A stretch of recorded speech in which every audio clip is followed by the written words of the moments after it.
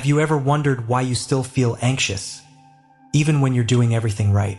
You eat healthy, you stay active, you try to rest, and yet, there's a tightness in your chest that won't go away, a kind of unease you can't quite name. What if the answer isn't in your schedule, but in your plate? This video explores how certain foods, even the good ones, might be quietly feeding your anxiety, and how Buddhist wisdom helps us shift from overstimulation to stillness. And when we get to part 5, you might hear something so simple and yet so powerful it could change not just your anxiety, but your relationship with abundance itself. If this kind of healing resonates with you, subscribe to Lotus Light Teachings. Your support is what allows us to keep creating videos like this. Stories that help you breathe deeper, live softer, and return home to yourself. Let's begin. Part 1. You eat clean, but still feel anxious. You eat clean. No sugar, no processed foods. Green smoothie in the morning, kale salad for lunch, maybe some roasted veggies and quinoa for dinner. You take your magnesium, your ashwagandha. You drink herbal tea before bed. So why do you still feel off? Your breath feels shallow. Your heart races in the middle of the day for no reason. You can't relax. And at night, even when the world is quiet, your mind keeps spinning like it's trying to outrun something.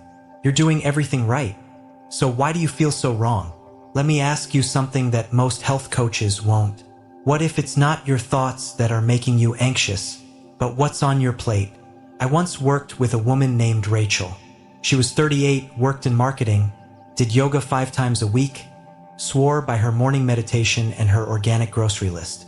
She looked like wellness, but underneath it all, she was quietly falling apart. I feel wired all the time, she told me. I'm not sad. I'm not even overwhelmed. I'm just tense all day, like something inside me won't sit still. She'd already done therapy. She'd ruled out medical issues. She had a gratitude journal, a weighted blanket, a sound bath subscription, and still nothing helped. Then one day we were talking about her meals. She listed them proudly. Overnight oats with chia and almond milk. Raw salad with tofu and avocado, dark chocolate, cold-pressed juice, matcha, a handful of nuts here and there. It was the kind of menu you'd find in any wellness blog. But I asked her one question. How do you feel after you eat? She blinked. I never thought about it, she said. I just assumed I was eating the right way. I nodded and said gently, what if your food is clean, but it's not calm? That's when it clicked. You can eat all the right foods and still feed your anxiety, because it's not just about nutrition, it's about energy. Buddhist wisdom teaches us that food isn't just fuel. It's a form of consciousness. Every bite you take carries a vibration based on how it was grown, how it was cooked, and how it was received. Some foods are grounding, some are agitating, some are empty but loud, like emotional noise, and your body listens to all of it. Here's what Rachel's plate looked like through a different lens. Cold meals that chilled her digestion. Raw greens that were hard to break down. Caffeine that jolted her nervous system. Snacking without stillness. Eating on the go. Never breathing between bites. All healthy, but energetically chaotic. She was eating like someone constantly bracing for impact. And her body responded in kind. Because anxiety doesn't just come from your schedule.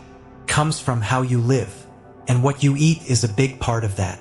In many Buddhist monasteries, monks eat warm, soft, cooked food, not because it's trendy, because it's calming. Steamed vegetables, rice porridge, root vegetables, warm tea, nothing flashy, nothing raw, nothing that spikes the senses, because the goal of the meal isn't excitement, the stillness. One Zen master once said, if your food is loud, your thoughts will be too. Rachel didn't need a new diet. She needed a new intention. She started eating differently. Warm oatmeal instead of overnight oats. Steamed greens instead of raw salads.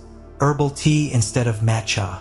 One slow, seated meal a day, no phone, no distractions. And 2 weeks in, she told me, I didn't realize how much my food was keeping me in fight or flight. Now I feel like I'm eating to come home to myself. Here's the truth. You can't meditate your way out of anxiety if you're constantly feeding your body things that make it harder to be still. The Buddha didn't just teach about thoughts. He taught about contact, everything we take in through the senses. What you eat is a form of contact. And if that contact is harsh, sharp, restless, your mind will echo it. But if it's soft, warm, loving, your nervous system notices. So let me ask you, after your meals, do you feel peaceful? Or do you feel scattered, buzzy, slightly off? Are you eating in a way that supports calm? Or just following what looks good on paper? Because you can do everything right by the world's standards, but if you're still anxious after lunch, then maybe something's missing, and maybe it's not more supplements, or more protein, or another 12-week gut reset. Maybe it's warmth, stillness, a slower breath between bites. Part 2, hot food, cold mind, the hidden energy in what you eat. Here's a question most people never think to ask. Is your food calming you down or stirring you up? Because not all anxiety starts in the mind. Some of it starts in the stomach, quietly, slowly, subtly. It begins with the kind of meals we've been told are healthy. Cold smoothies, raw salads, energy bars, protein shakes. They might keep your macros in check, but they could also be keeping your nervous system in overdrive, and you wouldn't even know it. Let's go back to Rachel for a moment.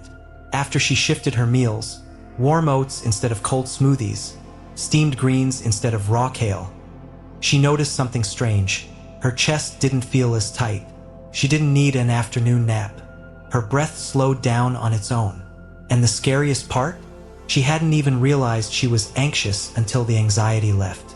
I didn't know how revved up my body was, she told me, until I finally ate in a way that made me feel safe. In many Eastern healing traditions, including those woven into Buddhist monastic life, food isn't just classified by nutrients. It's classified by energy, warm or cold, light or heavy, stimulating or grounding, soothing or agitating. This doesn't mean temperature only. It's about how food feels in the body. Does it settle you or spark something inside you that doesn't calm down? Let's break this down. Fire, hot foods, energetically stimulating. These foods speed things up. They activate your system. Caffeine, coffee, black tea, matcha in excess, chili peppers, garlic, onions, fried foods, sugary snacks, processed carbs. They might wake you up, but they also wake up your anxiety. Your heart rate increases. Your thoughts speed up. Your body feels alert, edgy. These are fire foods. And fire spreads quickly, especially in a restless mind. Snowflake, cold foods, energetically disruptive. These seem healthy on the surface, especially in Western wellness culture. But they can dampen digestion, confuse the body's natural rhythms, and create low-level tension. Smoothie bowls with ice. Raw salads, especially eaten at night. Iced water with meals. Cold tofu, cold juices. In moderation, they're fine. But too much cold weakens the digestive fire, slows down metabolism, and ironically, increases internal stagnation, which can feel like low-grade anxiety or emotional dullness. You're left feeling bloated, jittery, ungrounded, but you don't know why. Now here's the twist. Most people combine hot and cold foods all day long without realizing the internal chaos it creates. Morning, iced matcha plus raw protein bar hyper. Afternoon, salad with lemon dressing plus coffee tense plus bloated. Evening, dark chocolate plus wine can't sleep. Each of these combinations looks good on paper, but energetically they're scrambling your system. Your mind can't settle because your gut can't settle. And your gut, it talks directly to your brain through nerves, hormones, and energy. The Buddha taught that suffering arises when we live out of harmony with the natural order. And food, he reminded us, is not neutral. It's a condition, a cause that produces effects. In the Vinaya, the Buddhist monastic code, monks are advised to eat warm, soft, cooked meals, and to avoid what they call food that excites the senses. Because the goal isn't stimulation, it's liberation. And liberation comes through calm awareness, not through blood sugar spikes and digestive confusion. Here's a simple way to tell if your food is helping or hurting. After a meal, ask yourself, am I breathing slower or faster? Do I feel heavy in my belly or light in my chest? Is my mind quieter or already thinking about the next snack? You don't need a PhD in nutrition. You just need honesty and attention. Let me tell you about Jack, another student I worked with. He wasn't into spirituality. He was an engineer, logical, skeptical, but he kept struggling with mild panic attacks, especially in the afternoon. He tracked everything: sleep, steps, screen time. Nothing explained it until we looked at his lunch. Large iced coffee, kale Caesar salad, protein bar, emails and YouTube while eating. I asked him to try something wild. Eat a warm meal. No screen, no rush, just eat. He laughed but agreed. 3 days later, he messaged me, "Dude, I've been eating soup and rice. I feel like a different person. My brain's quieter, and I'm not shaking at 4 p.m. anymore." That's the power of energy. And that's what Buddhist teachings have been whispering for centuries. If you want peace, consume peace. Peace isn't just a mindset, it's a practice. And sometimes it starts with what's on your spoon. In part 3, we'll explore the common foods that quietly fuel your anxiety and what to eat instead if you want to feel grounded, steady, and safe in your body again. Because you don't need more willpower. You need more warmth and a nervous system that finally feels like it can exhale. Part 3, what you're really eating. Stimulus or stillness? Emma thought she was doing everything right. Her fridge was full of organic produce. She hadn't touched fast food in years. Every morning started with a green smoothie, loaded with spinach, chia seeds, and almond milk. Lunch was usually a salad with kale, chickpeas, and tahini dressing.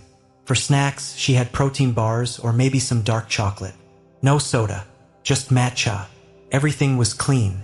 Everything was healthy. But she still felt off. Not sick, not tired, just wired.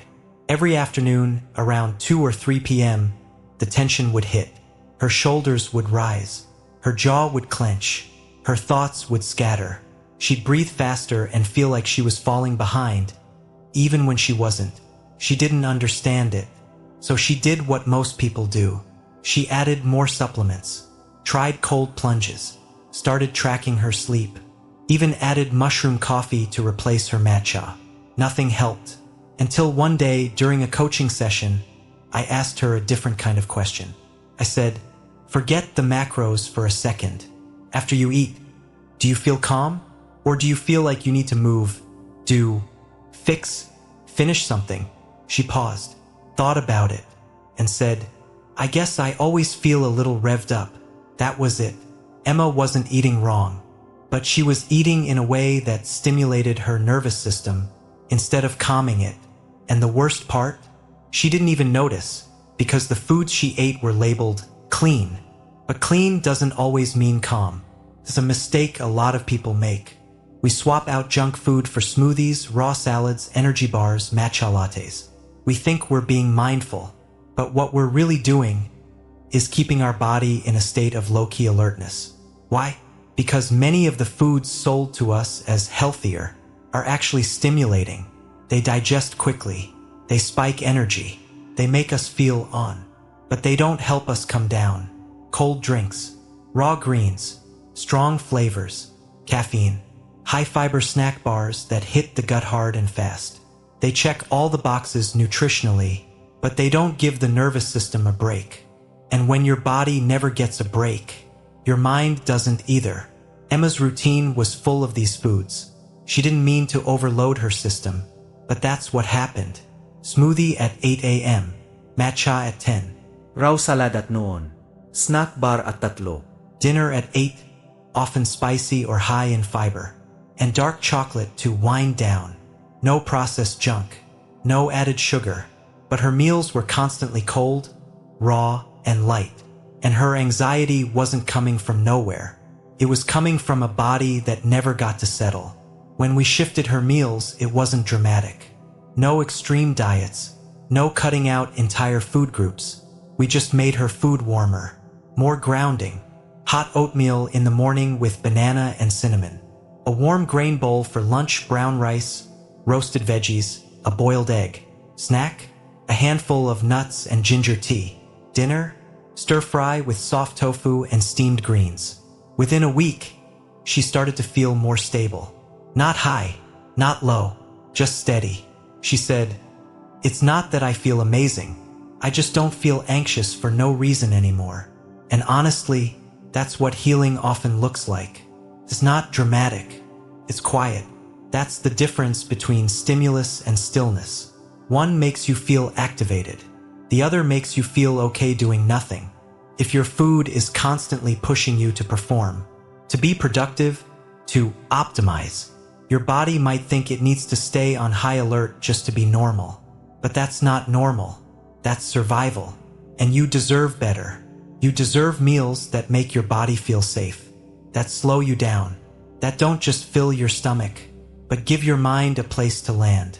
So before your next meal, ask yourself, will this help me settle or keep me spinning? Will this feed my body or feed my stress? Because sometimes the biggest shift in your mental health starts not in your thoughts, but in your next bite. In the next part, we'll look at specific everyday foods that keep your body in low-grade panic, even though they're everywhere in the modern diet. And more importantly, how you can start replacing them without restriction, without guilt, and without giving up the joy of eating. Part 3, what you're really eating. Stimulus or stillness? Emma thought she was doing everything right. Her fridge was full of organic produce. She hadn't touched fast food in years. Every morning started with a green smoothie, loaded with spinach, chia seeds, and almond milk. Lunch was usually a salad with kale, chickpeas, and tahini dressing. For snacks, she had protein bars or maybe some dark chocolate. No soda, just matcha. Everything was clean. Everything was healthy, but she still felt off. Not sick, not tired, just wired. Every afternoon, around 2 or 3 p.m., the tension would hit. Her shoulders would rise. Her jaw would clench. Her thoughts would scatter. She'd breathe faster and feel like she was falling behind, even when she wasn't. She didn't understand it. So she did what most people do. She added more supplements, tried cold plunges, started tracking her sleep, even added mushroom coffee to replace her matcha. Nothing helped. Until one day, during a coaching session, I asked her a different kind of question. I said, forget the macros for a second. After you eat, do you feel calm? Or do you feel like you need to move, do, fix, finish something? She paused, thought about it, and said, I guess I always feel a little revved up. That was it. Emma wasn't eating wrong, but she was eating in a way that stimulated her nervous system instead of calming it. And the worst part? She didn't even notice, because the foods she ate were labeled clean. But clean doesn't always mean calm. It's a mistake a lot of people make. We swap out junk food for smoothies, raw salads, energy bars, matcha lattes. We think we're being mindful, but what we're really doing is keeping our body in a state of low-key alertness. Why? Because many of the foods sold to us as healthier are actually stimulating. They digest quickly. They spike energy. They make us feel on. But they don't help us come down. Cold drinks, raw greens, strong flavors, caffeine, high-fiber snack bars that hit the gut hard and fast. They check all the boxes nutritionally, but they don't give the nervous system a break. And when your body never gets a break, your mind doesn't either. Emma's routine was full of these foods. She didn't mean to overload her system, but that's what happened. Smoothie at 8 a.m., matcha at 10. Raw salad at noon, snack bar at 3. Dinner at 8, often spicy or high in fiber. And dark chocolate to wind down. No processed junk, no added sugar. But her meals were constantly cold, raw, and light. And her anxiety wasn't coming from nowhere. It was coming from a body that never got to settle. When we shifted her meals, it wasn't dramatic. No extreme diets, no cutting out entire food groups. We just made her food warmer, more grounding. Hot oatmeal in the morning with banana and cinnamon. A warm grain bowl for lunch, brown rice, roasted veggies, a boiled egg. Snack, a handful of nuts and ginger tea. Dinner, stir fry with soft tofu and steamed greens. Within a week, she started to feel more stable. Not high, not low, just steady. She said, "It's not that I feel amazing. I just don't feel anxious for no reason anymore." And honestly, that's what healing often looks like. It's not dramatic. It's quiet. That's the difference between stimulus and stillness. One makes you feel activated. The other makes you feel okay doing nothing. If your food is constantly pushing you to perform, to be productive, to optimize, your body might think it needs to stay on high alert just to be normal. But that's not normal. That's survival. And you deserve better. You deserve meals that make your body feel safe, that slow you down, that don't just fill your stomach, but give your mind a place to land. So before your next meal, ask yourself, will this help me settle or keep me spinning? Will this feed my body or feed my stress? Because sometimes the biggest shift in your mental health starts not in your thoughts, but in your next bite. In the next part, we'll look at specific everyday foods that keep your body in low-grade panic, even though they're everywhere in the modern diet. And more importantly, how you can start replacing them without restriction, without guilt, and without giving up the joy of eating. Part 4, From Panic to Peace. The truth about common foods. Sometimes the panic doesn't come like a wave. It doesn't crash in loudly. It just builds. A quiet tension in your shoulders. A flicker of pressure behind your eyes. A strange restlessness around 2 p.m. Your breath gets shallow. Your brain races not with thoughts but with noise. You try to trace it back. Nothing big happened today. You're not fighting with anyone. You slept okay. So why do you feel like something's wrong? Now pause. Think back. What did you eat? That's what Sarah started doing. She was a high school teacher. Loved her students. Worked hard. Ate smart. Followed all the clean eating rules. Protein bar in the car.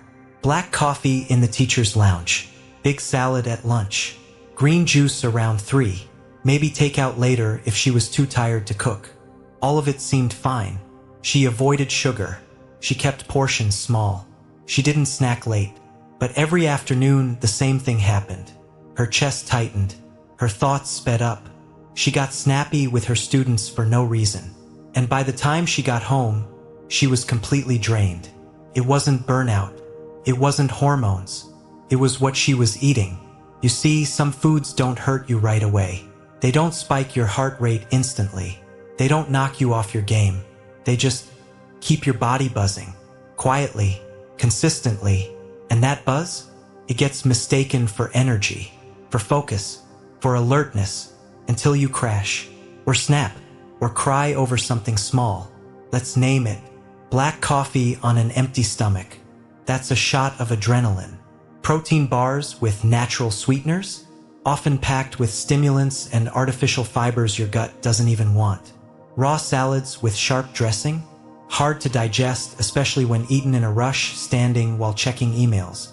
Green juice with fruit, a sugar spike in disguise. Even dark chocolate, the healthy treat, still caffeine, still dopamine triggering. None of these are poison, but together, they form a diet that feeds anxiety, not by intent but by design. Sarah didn't believe it at first. "These are the things that keep me going," she said. Exactly, they kept her going, but they never let her rest. Her body was living on microspikes of stimulation. Food that perked her up, but never brought her down gently. Meals that looked clean, but left her more anxious than nourished. So we made some simple changes. No more coffee before breakfast. Oatmeal with almond butter instead of the bar. Warm grain bowls instead of cold salads. Switched green juice for ginger tea. Dinner before 7. One quiet meal a day eaten without distractions. 2 weeks later, she sent a message. "I don't feel amazing. I just don't feel crazy anymore." And that was everything. Because peace doesn't always feel like bliss. Sometimes it just feels like nothing's wrong. Like breathing feels easier. Like silence doesn't scare you. Like your body finally stopped buzzing. You don't need a dramatic reset. You don't need to give up everything. You just need to understand. Your nervous system isn't asking for more fuel. It's asking for calm. And the fastest way to give it that is to stop feeding it things that pretend to help, but actually push it over the edge. Next time you feel anxious for no reason, don't go straight to your thoughts. Don't blame your mindset. Check your plate and ask yourself, was that food warm or cold? Soothing or sharp? Did it calm me down or just delay the crash? Because sometimes the cause of your panic isn't a big life problem. It's a salad you ate too fast, a coffee you drank on an empty stomach, a healthy choice that your body just couldn't keep up with. That's not failure. That's feedback. And once you hear it, you get to choose again.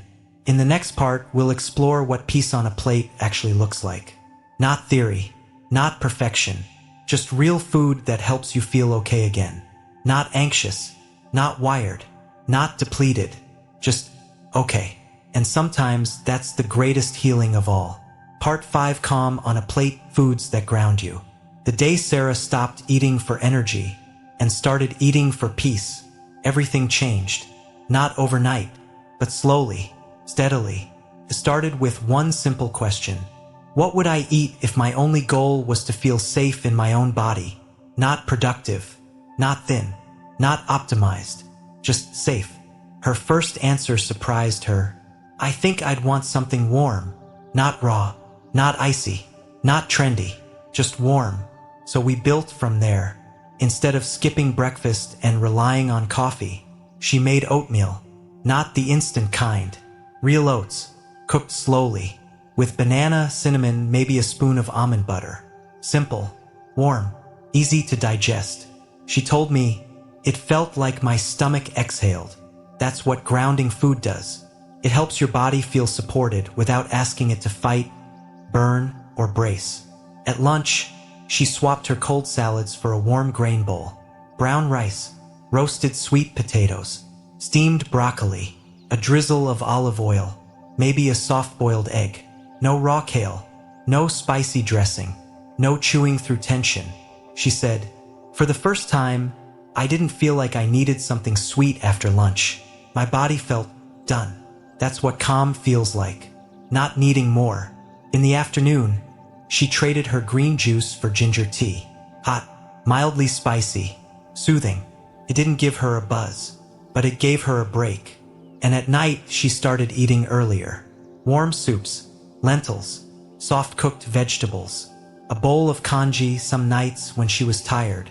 One meal at a time, her nervous system started to settle.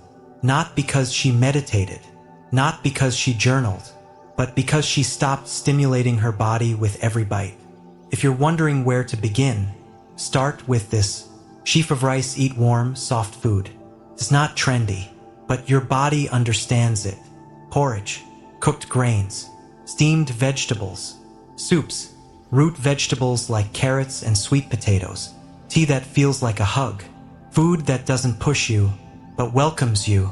Think about how you feel after eating something like a bowl of miso soup, soft rice with roasted squash, warm lentils with spinach, baked sweet potato with a little salt and olive oil, or even just a slice of toast slowly chewed with no rush, no excitement, no sugar spike, no crash, just enough.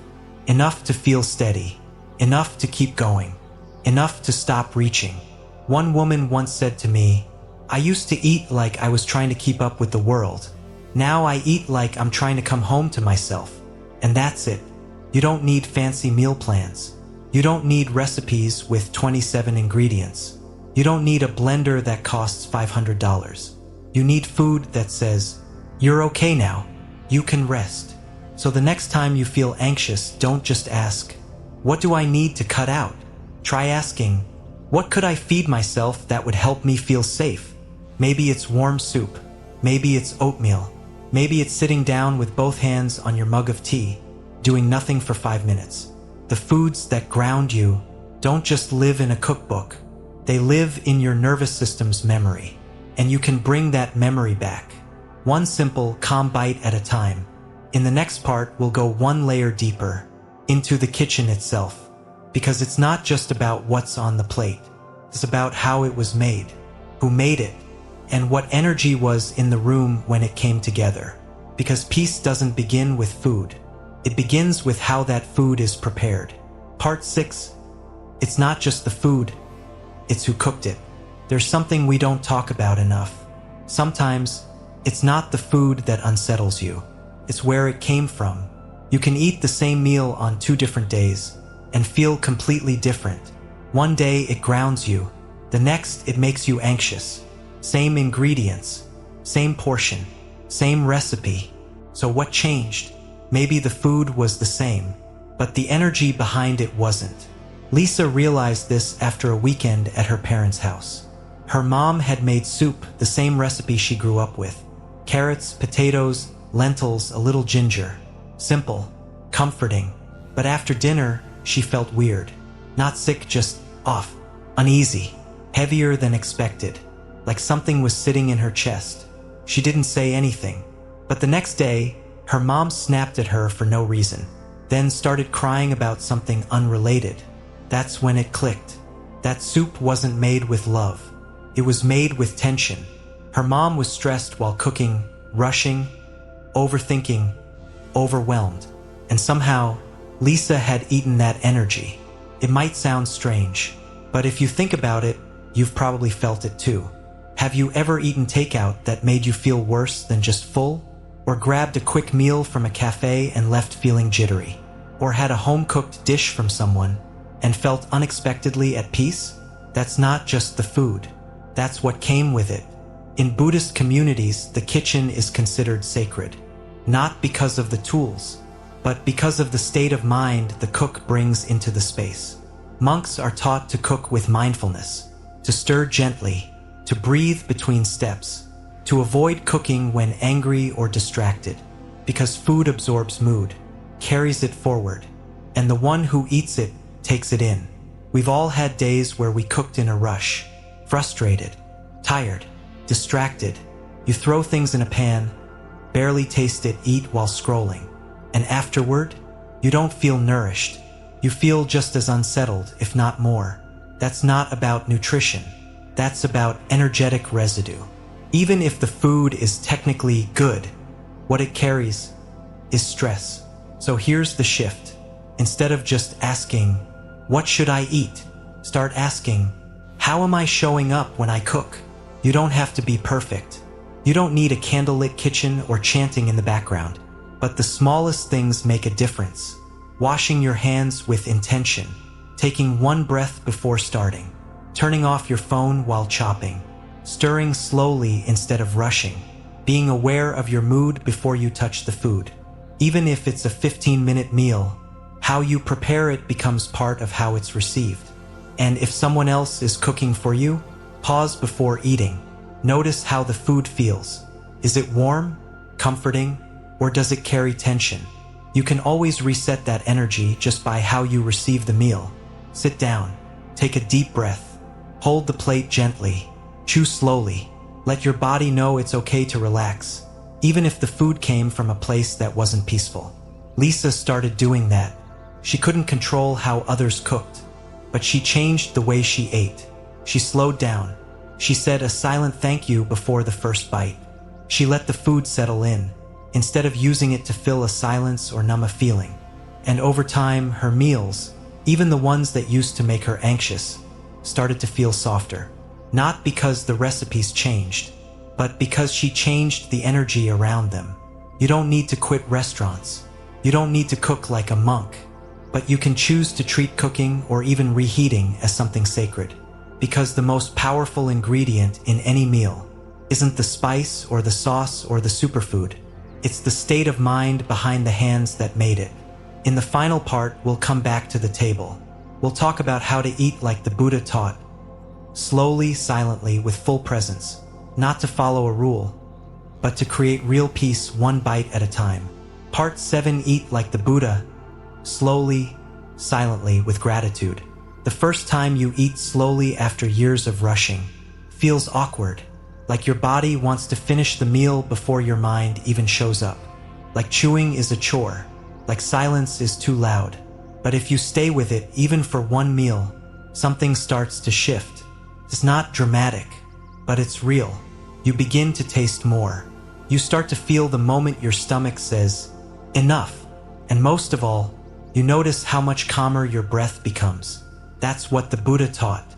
Not to count calories, not to chase superfoods, but to eat in a way that supports clarity, presence, and peace. In monasteries, meals aren't a break from practice. They are the practice. Bow before the bowl. Pick up the spoon slowly. Chew with awareness. Swallow with breath.